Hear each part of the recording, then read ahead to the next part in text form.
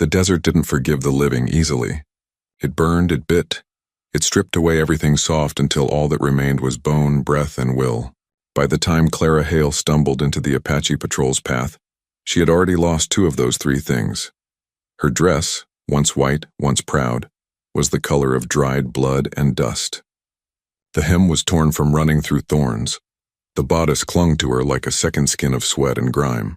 Her lips were cracked, her eyes fever-bright. And yet there was something in her posture, chin lifted, shoulders squared, that spoke of a woman who refused to crawl. The Apache men had been tracking cavalry prints when they found her. A pale figure collapsing at the edge of a dry arroyo. The oldest among them muttered a prayer, thinking her a ghost. The youngest, a broad-shouldered warrior named Coda, swung off his horse and knelt beside her.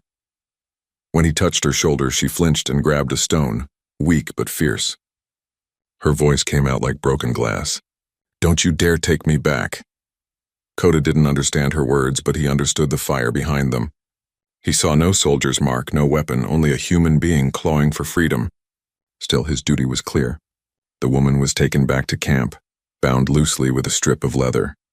She didn't beg. She didn't cry. She simply stared ahead, her face hollowed by heat and defiance. By dusk, the Apache camp glowed like a constellation in the desert's dark belly. Fires burned low, painting the sand in bronze and shadow. Clara sat apart, wrists tied, the silence around her thick and waiting. She watched them move, men sharpening blades, women tending children, the rhythm of a life that was both alien and heartbreakingly ordinary. Her throat ached with thirst, but she refused the water they offered. She didn't trust their hands, or maybe she didn't trust her own will to take kindness from strangers. She had fled too much, lost too much. Every gesture of gentleness felt like another trap. When the chief, old and sharp-eyed, approached, the camp quieted. He crouched before her, his gaze piercing but not cruel. He spoke in his own tongue, and Coda, standing nearby, translated in halting English. "Why are you alone in our land?" Clara's voice cracked but did not falter. "Because I won't belong to any man again." Coda translated the words, and a murmur rippled through the onlookers. The chief studied her for a long time, as if weighing the truth inside her chest. Then he nodded once, almost in respect, and said something short. Coda replied, and the old man turned away, leaving her in the young warrior's care. That night, as the firelight flickered against her face, Coda brought her a bowl of water. She hesitated, eyes narrowing. "Why help me?" she asked softly. He thought for a moment, then said in broken English, "Because you fight wind. Like Hawk." It was the strangest compliment she had ever received, and the first honest one in years. She drank. When Coda sat across from her, she noticed the scars that crossed his arm, long, pale rivers of old pain. He caught her staring and smiled faintly. "Soldier guns," he said. "Many scars. You?" Clara almost laughed. "Mine aren't where you can see." For a heartbeat, they understood each other without translation. Two strangers from two broken worlds, bound by wounds invisible and real. The desert wind rose, carrying with it the scent of mesquite and the low hum of a coyote's cry.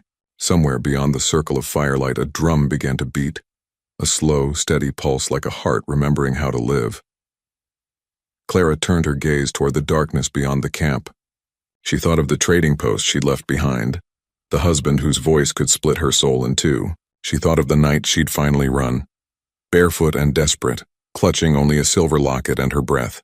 Every step since then had been a prayer and a punishment. Now she sat among her so-called captors, and for the first time, she did not feel hunted. She felt paused, suspended in a place that wasn't mercy but wasn't hell either.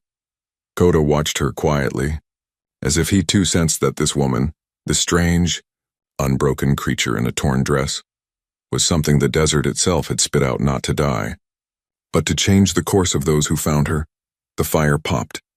Sparks drifted upward like tiny spirits. Clara drew her knees to her chest and whispered to herself, "I'm free. God help me, I'm still free." And somewhere in the darkness, Coda almost smiled. Morning came like a blade of light across the red horizon. The desert had a way of burning away the illusions people carried. And when Clara Hale opened her eyes, she realized she was seeing the world stripped bare. The Apache camp stirred with life, horses snorting, children chasing each other through the smoke of dying fires. Women grinding maize and men tending to their weapons with silent, efficient hands. Clara sat on a woven mat, her wrists no longer tied. Someone, she suspected the young warrior named Coda, had cut her bonds while she slept. The skin around them was raw, and she rubbed her wrists gently, trying to remember when last she'd been untied by choice. Coda appeared then, carrying a bowl of something that smelled faintly of corn and herbs. He moved with the quiet confidence of someone who understood the rhythm of the land. When he knelt to offer it, Clara studied him with wary eyes. "Eat," he said simply. His English was careful, each word tested before release. She hesitated. "You didn't poison it, did you?" He tilted his head, not quite understanding the word. "Poison? Bad," she said, miming death with a dramatic hand to her throat. For a moment his eyes widened, then he laughed.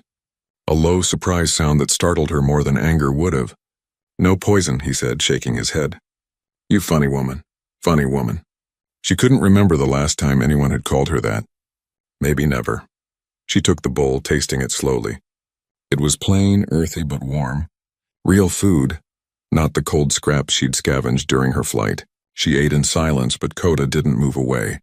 He watched her, not like a guard, not even like a man, but like someone studying a strange creature that might vanish if he blinked too long. Finally, Clara looked up. "You're staring," he shrugged. "You run into desert, alone, no horse. No gun, no fear." She set the bowl down. "You think I'm brave?"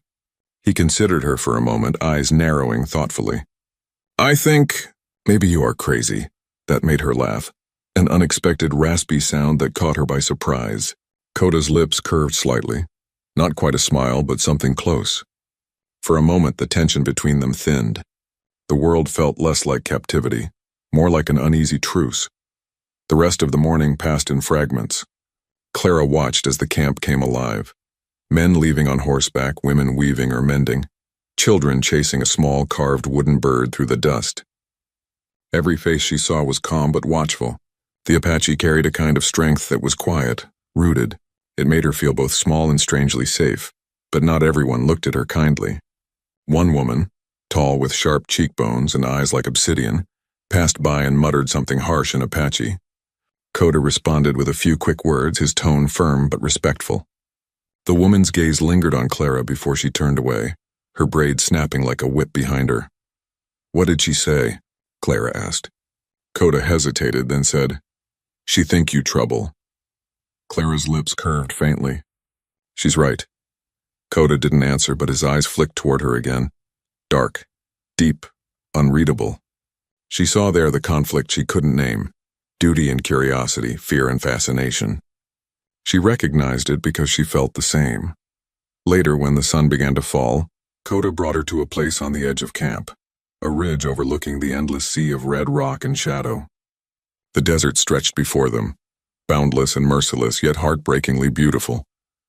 "My home," Coda said quietly. Clara followed his gaze. "It's wild," he nodded. "Like you." She turned to him, caught off guard. His expression was calm, almost solemn, but his words hit her like a blow. No man had ever called her wild before. Too loud, too proud, too stubborn, yes, but never wild. That word tasted like freedom. "You don't know me," she murmured. Coda's gaze softened. "Not yet." They stood there a long while in silence. The sky turned copper, then violet, then the dark velvet of night.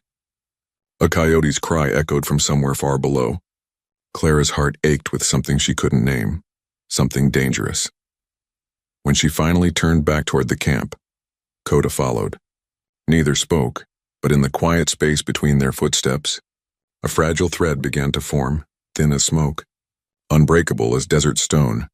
The Apache warrior didn't know it yet, but the stranger he guarded would soon change everything he believed about strength and surrender. And Clara, for all her running, was beginning to realize she might have finally found a place where her spirit could breathe. Night came with a hush that felt almost sacred. The sky above the Apache camp was a river of stars, vast and cold, spilling light across the red canyon walls. The fire crackled in the center, its glow painting the faces of those gathered. Warriors, elders, children, all cloaked in the rhythm of their world. Clara sat a little apart from the others. She had learned not to draw too much attention. The people tolerated her presence, but curiosity flickered like embers in their eyes. She wasn't one of them. She wasn't of anyone anymore. She was something between, a ghost of two worlds that never met kindly. Coda came to her side without sound. She'd begun to recognize him by the way the air changed when he approached, still, charged, alive. He carried a piece of the fire with him, a small bowl filled with its light. He set it between them and sat cross-legged, eyes on the flames. "They sing," he said, gesturing toward the circle of Apache voices rising around them. Soft chants, low drums, a heartbeat shared among many. "Old stories? What kind of stories?" she asked quietly. He thought for a moment, choosing his words carefully. "Of before, when the land was free, when sky had no fences." Clara watched the flames dance in his eyes. "Sounds like a fairy tale," she murmured. Coda looked at her sharply. "Not fairy tale. Memory." The word landed heavy between them. Memory. Clara understood that weight too well. The kind that didn't fade, only changed its shape. She turned her gaze toward the fire, hands clasped in her lap. "I used to tell myself stories," she said after a moment, "when I was a girl, about rivers that never dried, about men who didn't raise their hands, about homes that smelled like bread instead of whiskey and sweat." She laughed softly, bitterly. "But stories have a cruel way of dying when the wrong man tells you to keep quiet." Coda didn't interrupt. He watched her the way the desert watches the rain, quiet, reverent, knowing how rare it is. Clara kept speaking, voice trembling now. "My husband owned a trading post by the border. He owned me too, I suppose. He said a woman's job was to stand still, smile, and keep the whiskey coming. One night he hit me so hard I saw stars." She swallowed, staring into the fire. "And I thought, if I'm already seeing stars, maybe it's time to chase them." She lifted her eyes, tears glinting but unshed. "So I ran." The words fell into the desert night like stones into a deep well. Coda didn't speak for a long time. The fire popped softly, throwing sparks between them. Then in a low, steady voice he said, "My father died by soldiers. My brother died by hunger. My people lose land, lose horses, lose sky." His hand gestured upward toward the stars. "But we not stop. We live, we fight, we remember." Their eyes met across the flames. Hers pale and searching, his dark and grounded. Two lives carved by pain, now sharing one silence that understood everything words could not. Clara reached out almost without realizing, and touched the scar that ran down his forearm. "This one?" she asked softly. He glanced at it. "White soldiers. Took my land, my brother. I take back what I can." He looked back at her, gaze steady. "You take back too." She smiled faintly, though her lips trembled. "I'm not sure what I have left to take. Life," he said simply. "Still yours." The firelight caught the curve of his jaw, the glint of his hair, the calm certainty in his tone. Clara felt something inside her chest stir, something that had been asleep for too long. It wasn't desire, not yet. It was recognition. The quiet realization that survival could be something more than breathing. It could be belonging. When the others began to drift to sleep, Coda rose and offered her a folded blanket of woven wool. "Cold comes fast," he said. She hesitated, then accepted it. "Thank you." He gave a small nod, his expression unreadable. But before he turned away, she whispered, "Coda." He paused. "I don't know what happens next," she said softly. He looked back at her, eyes deep as the night. "Desert decides," he said, "but maybe stars help." Then he walked into the dark, leaving her with the blanket, the fire, and the quiet echo of his words. Clara wrapped herself in the warmth, staring at the sky until her vision blurred. For the first time in years, she felt seen, not as a wife, not as a captive, but as something fiercely alive. And when sleep finally claimed her, she dreamed of red canyons and starlit rivers, places where neither fences nor men's hands could reach her. The morning rose white-hot and merciless, the kind of heat that made the earth crack and shimmer, the kind that stripped pretense from everything living. Clara awoke with her throat dry and her spirit restless. The camp was already stirring, men preparing to ride, women gathering herbs, children chasing shadows. Life moved with quiet purpose, but she couldn't sit still. Her skin itched with dust and old sweat. Her heart beat against her ribs like something caged. She wanted to wash not just the dirt from her body, but the past from her bones. She found Coda by the horses, tightening a saddle strap. "I need water," she said. He nodded toward a clay jug near the fire. "No," she said, shaking her head. "Not a sip, a river." "A place to bathe," he frowned slightly, not understanding. She mimed, splashing water on her face, her hair. "Wash," she said. "All of me." Realization dawned in his eyes. He studied her for a moment, then nodded toward the canyon trail. "Come," he said simply. They walked in silence through the rising heat, the ground soft with sand and sagebrush. The canyon opened before them, carved deep by centuries of wind and water. At its heart ran a narrow stream, a silver thread in a world of rust and gold. It wasn't much, but to Clara it looked like salvation. Coda stopped at the edge and turned to her. "I wait here," he said, gesturing to a cluster of rocks a few yards away. "Thank you," she murmured. He turned his back politely, scanning the horizon, ever the watchful guardian. But when Clara stepped into the shallows, her laughter rang out across the canyon. A bright, defiant sound that startled the birds from their perches. She waded deeper until the cool water lapped against her knees. For a long moment she simply stood there, breathing. Then, without a word, she began to unbutton the torn bodice of her dress. The fabric clung stubbornly, stiff with dust and sweat. She tugged it free, piece by piece, until it fell away like a shed skin. The air hit her bare shoulders, hot and alive. She closed her eyes and let the sun find every scar it could.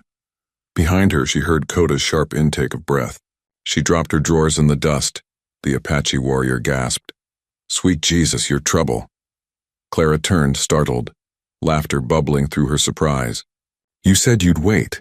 He stood frozen a few steps away, eyes wide, not in lust, but in something deeper. Awe, reverence, confusion.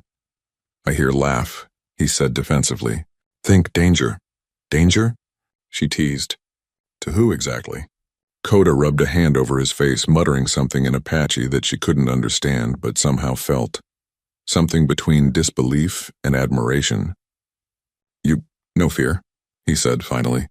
She smiled, water dripping from her hair. "I've been afraid my whole life. This isn't fear. She searched for the word. Freedom." He looked at her for a long time, then slowly nodded. "Freedom," he repeated, the word strange and heavy on his tongue. She knelt in the stream, scooping water over her head, her shoulders, her arms. The dirt ran off in rivulets, turning the current brown before it cleared again. She felt lighter with every breath, as if the canyon itself was stripping her down to her truest form. Coda turned away once more, giving her space, but he couldn't stop the faint smile that tugged at his lips. He had seen women before, warriors, mothers, lovers, but none who faced the world with such fierce defiance and grace. She was the kind of trouble the earth whispered about, the kind that changed men without warning. When Clara finished, she dressed slowly, her dress still damp, but cleaner, softer against her skin. She walked up the bank barefoot, droplets glinting on her arms like morning dew. Coda handed her a strip of cloth to dry her hair. His voice was quiet when he spoke. "You wash away ghosts?" She met his gaze. "Some, the stubborn ones. They cling," he smiled faintly. "Desert teach." Ghosts fade slow. They walked back toward camp in silence, the canyon wind warm at their backs. But something had shifted between them, something neither could name. It wasn't romance yet, not even trust. It was recognition. Two souls who had carried too much learning at last how to let go. As the sun climbed higher, Clara glanced over her shoulder once more at the stream, its water glinting like a mirror to another life. For the first time, she didn't feel like running. She felt reborn, and somewhere deep in his chest, Coda thought, with a strange, soft wonder, "Sweet Jesus, she really is trouble." The wind shifted that evening. Coda felt it before anyone else did. The subtle wrongness in the air, the way the desert fell too quiet. The birds that usually chattered along the ridge had vanished. Even the horses grew restless, snorting and stamping at the dust. He straightened from the fire where he was sharpening his knife and turned his head toward the horizon. Something metallic whispered faintly in the wind. Spurs, rifles, horses. His hand went to the hilt of his blade. "Soldiers," he murmured. Clara looked up from where she was helping one of the women grind maize. She caught the tension in his voice before she understood the word. "What is it?" He didn't answer at first. Instead, he moved swiftly through the camp, speaking to the warriors in Apache. The mood changed in a heartbeat. Men gathering bows, women herding the children toward the rocks, elders whispering prayers. Clara's heartbeat quickened. What's happening? Coda turned to her, his expression tight. White men, guns, coming fast. For a moment she couldn't breathe. There was only one white man who would come this far into Apache land looking for her husband. She felt her stomach twist. Oh God, she whispered. Coda caught the look in her eyes and seemed to understand before she spoke. They come for you? Yes, she said hoarsely. He won't stop. He'll burn the world to drag me back. Coda's jaw clenched. Then we not let him. Before she could respond, the first gunshot shattered the air. The echo bounced off the canyon walls like thunder. Then came the yelling, rough English voices cutting through the wind. Horses thundered closer. The camp erupted into chaos. Women screamed for their children. Warriors took up positions among the rocks, firing arrows toward the ridge. Smoke began to rise from a tent that caught fire near the center of camp. The desert turned red and black all at once. Coda grabbed Clara's arm. Run, I can help, he cut her off. You die if you stay, run. She hesitated, torn between terror and guilt, but the sound of gunfire made the choice for her. She ran. The ground blurred beneath her feet, dust clawing at her throat. Behind her she heard the crack of rifles, the cries of the wounded, the pounding of hooves. A bullet struck a rock near her, sending splinters of stone into her shoulder. She stumbled, gasping. Coda appeared beside her a moment later, his face streaked with dirt and blood, eyes blazing. He seized her hand without a word. Their fingers locked, rough and desperate. They ran together toward the canyon mouth, weaving through sagebrush and smoke. Clara's lungs burned. Her skirts caught on a thorn bush. She tore them free without slowing down. Somewhere behind them she heard her husband's voice shouting orders, low, cruel, unmistakable. Clara, you think you can hide from me? She froze for a heartbeat. That voice had lived in her nightmares for years. Now it was real again, full of rage and triumph. Coda yanked her forward. Don't stop. They reached the narrow gorge that led out of the canyon. Coda turned and fired an arrow over her shoulder, striking one of the soldiers in the chest. Another bullet whined past his ear. He ducked, pulling Clara behind a boulder. Stay down, he ordered. Clara's heart pounded against the rock.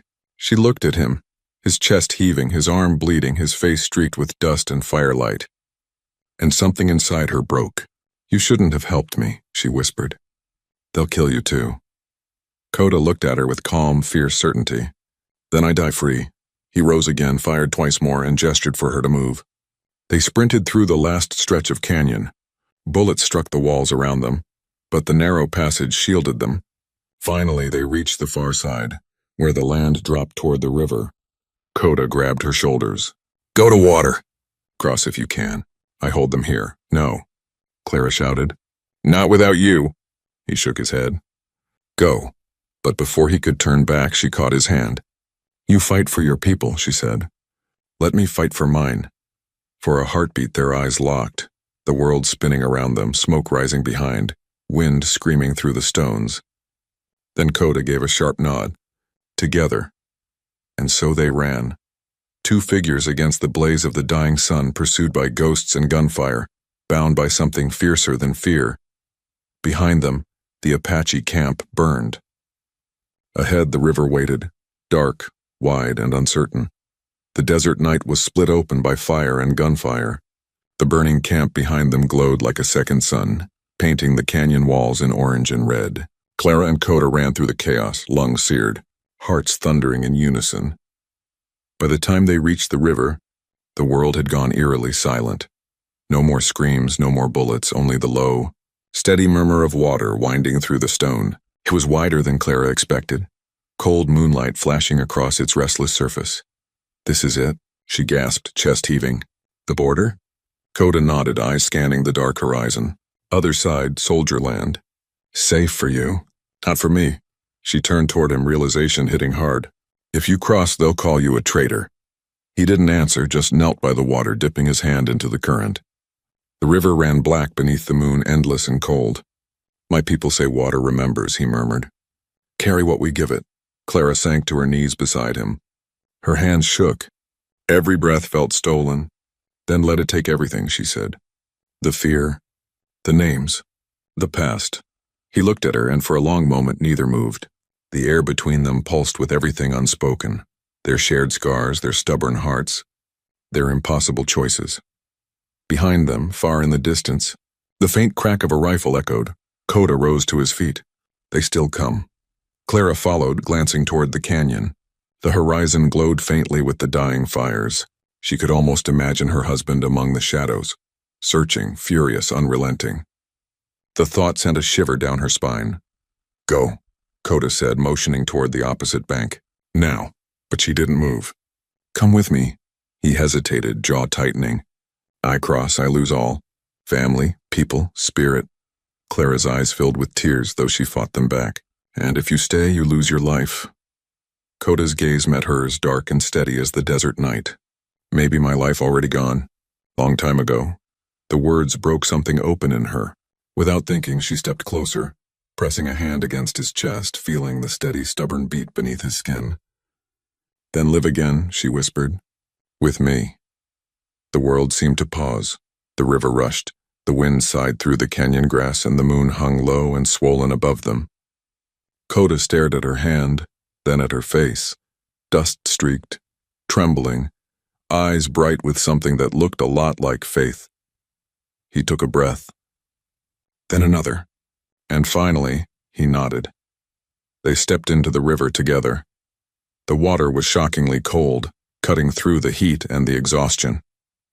The current pulled at Clara's skirts, tugging her toward the dark. She gripped Coda's hand tighter and he steadied her, guiding her forward one step at a time.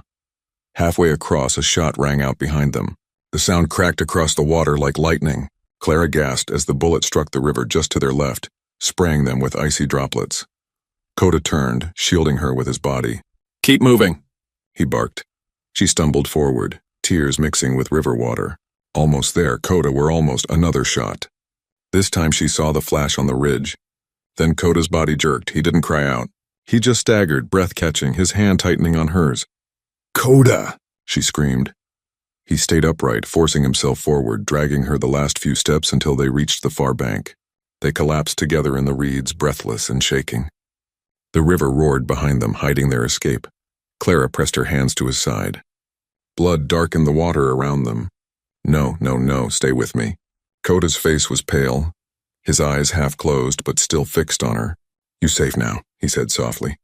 "River keep you." She shook her head fiercely. "I don't want to be safe. I want you." He reached up, brushing a strand of wet hair from her face. His hand trembled, his touch feather-light. "You... trouble," he whispered, a faint smile ghosting his lips. "Sweet Jesus. Trouble." Then his hand fell away. The world went silent except for the water's steady hum. Clara sat there, the moonlight pouring down on her like a benediction, the man who had saved her growing still in her arms. She felt the river pulling at her skirts, the wind cooling the sweat on her skin, the life draining from his, and in that moment, she realized something terrible and beautiful. She had crossed more than a river. She had crossed into a world where freedom was as costly as love, and both were worth everything. She bowed her head, pressing her lips to his forehead. "The river remembers," she whispered. "So will I." The water carried the last of his blood downstream toward the burning canyon and the land that would never be the same again. Dawn came gray and mercifully still. The desert, so violent the night before, now seemed to hold its breath.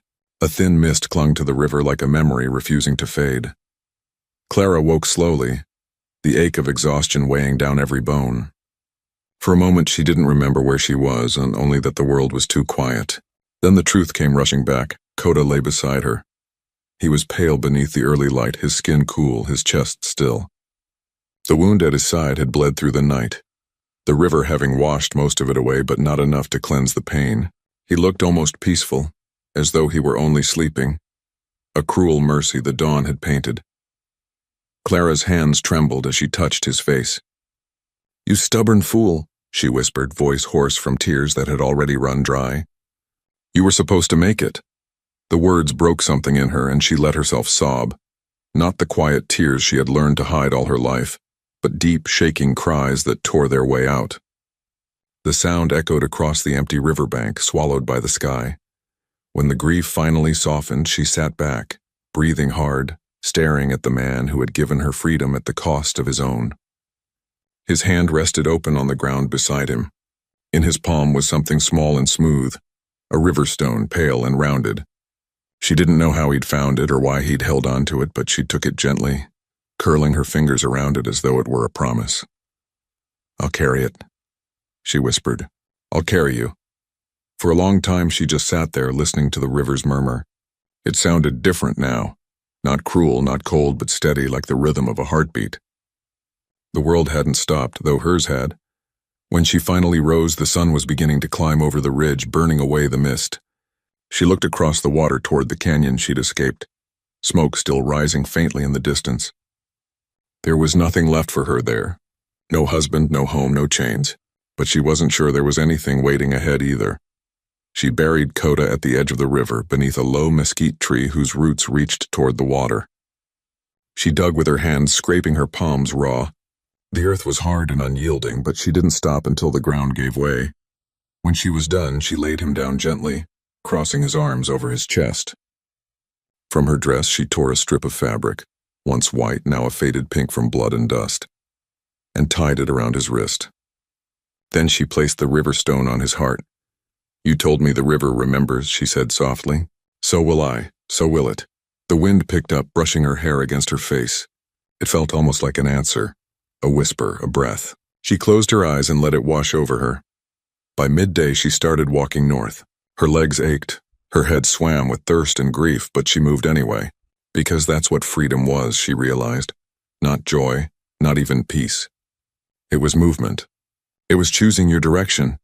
No matter how empty the road looked ahead, each mile carried her further from the life that had broken her. She walked until her shadow stretched long across the sand, until her lips cracked and her voice gave out. When she finally stumbled upon an abandoned wagon trail, she followed it without thinking. As dusk fell, she stopped and looked back, at the endless sweep of desert, at the faint ribbon of the river glittering in the dying light. Somewhere beyond those stones and canyons lay the ashes of everything she'd been. Somewhere in the earth by that river lay the man who had seen her as something more than what the odd world had allowed her to be. Clara touched the locket that hung from her neck, the one she had carried since she fled the trading post. It had once held a picture of her husband, but she had burned it weeks ago. Now she opened it and slipped the small river stone inside, pressing it shut. "For both of us," she whispered. Then she turned and kept walking, her figure small against the vast red horizon. The desert wind rose behind her, carrying dust, whispers, and a faint echo that seemed to drift from somewhere far off. "Sweet Jesus, your trouble." She smiled through her tears and didn't look back. Years passed, and the desert forgot almost everything. The faces of soldiers, the fires of war, the cries of the dying. But some things the land refused to let go of. It remembered a woman who had walked alone beneath its merciless sky, and the man who had fallen beside her by the river that remembers all things. Clara Hale was never seen in town again. Some said she'd died in the desert, her bones bleached white beneath the sun. Others swore she'd been taken in by a band of wanderers and vanished into the far mountains. A few travelers, those with the luck or curse to ride near the Red Canyon at dusk, told a different story. One that spread quietly from campfire to campfire, town to town, until it became something larger than life. They spoke of the pale woman on the wild horse, who appeared at dawn and disappeared before the sun climbed high. Her hair, they said, was loose and wind-whipped, her eyes sharp as obsidian. She rode without a saddle, without fear, her figure framed against the blood-colored cliffs. And sometimes, when the wind blew right, she would stop by the river's edge, the one that marked the border between two worlds, and just listen. No one knew her name, though a few whispered it like a prayer. Clara. One old trader, a man who had once served with the cavalry, claimed he'd seen her up close. Said he'd tried to call out, to warn her the land wasn't safe where we're, but when she turned her head, her expression silenced him. She didn't look lost, he'd said. She looked found, like she belonged to the desert more than any of us ever could. Sometimes, near the place where the mesquite tree grows by the river, people found small offerings, feathers, stones, and flowers left in a shallow circle. The Apache said it was for the warrior who sleeps beneath the roots, the one who gave his life for a ghost woman who ran from her own people. They said she still came to him, still spoke to him in the language of the wind.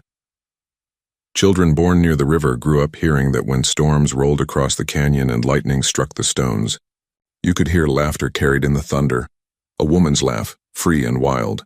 And if you listened closely after the rain, when the river ran high and red, you might hear a man's low voice answering back. The settlers, of course, dismissed it as superstition. They built their fences, their railroads, their towns. But every now and then, when a lone rider would vanish between the dunes or a campfire went cold without reason, the old ones would shake their heads and mutter, "She's still out there." The trouble woman.